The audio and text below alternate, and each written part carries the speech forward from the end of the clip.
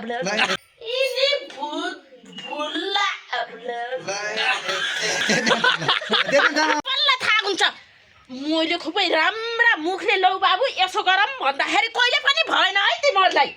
अब आफ्ना आफ्ना श्वास लिन चेप यिनी भूत भुल्ला भुल्ला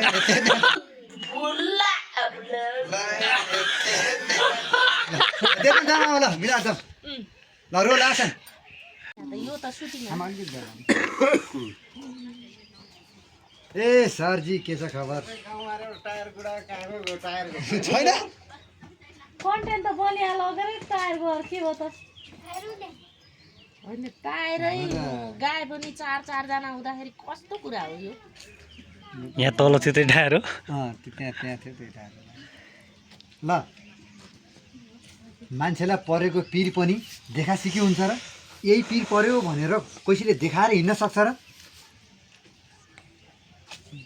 है तैँले पो यति पिर पर्यो भन्दै गाउँमा सुनाउँदै हिँड्छेस् छोराछोरीलाई सुनाउँछेस् मेरो टाउको खान्छ